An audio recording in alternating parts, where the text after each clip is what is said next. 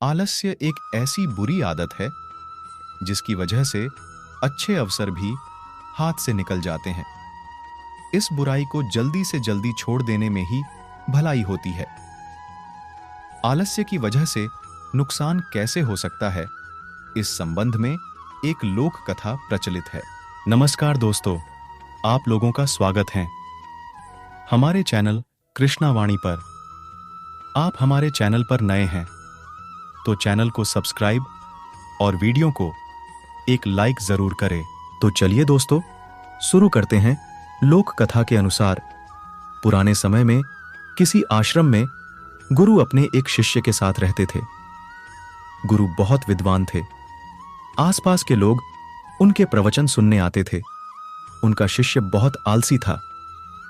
इस वजह से गुरु को शिष्य के भविष्य को लेकर चिंता रहती थी। शिष्य की शिक्षा पूरी होने वाली थी, लेकिन वह अभी तक समय का मूल्य नहीं समझ सका था। वह किसी भी काम को टालते रहता था। गुरु ने सोचा कि शिष्य को समय का महत्व नहीं समझाया तो इसका जीवन बर्बाद हो सकता है।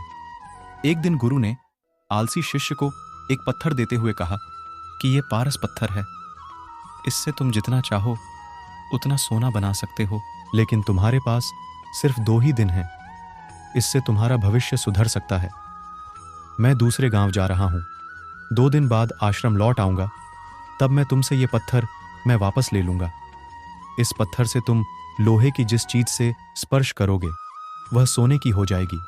चमत्कारी पत्थर देकर संत आश्रम से निकल गए। आलसी शिष्य बहुत खुश था। उसने सोचा कि मैं इस पत्थर से इतना सोना बना लूंगा कि मेरा पूरा जीवन ऐश और आराम से व्यतीत हो जाएगा। उसने विचार किया कि अभी तो मेरे पास 2 दिन हैं, एक दिन आराम कर लेता हूं, अगले दिन सोना बना लूंगा। यह सोचकर वह सो गया।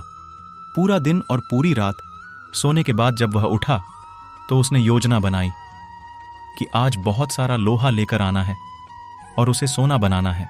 आश्रम से बाहर जाने से पहले वह खाना खाने बैठ गया।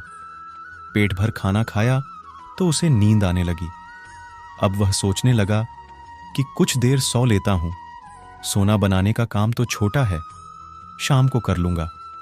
लेटते ही उसे नींद आ गई। वह गहरी नींद में था। उसे मालूम भी चला और सूर्यास्त हो गया।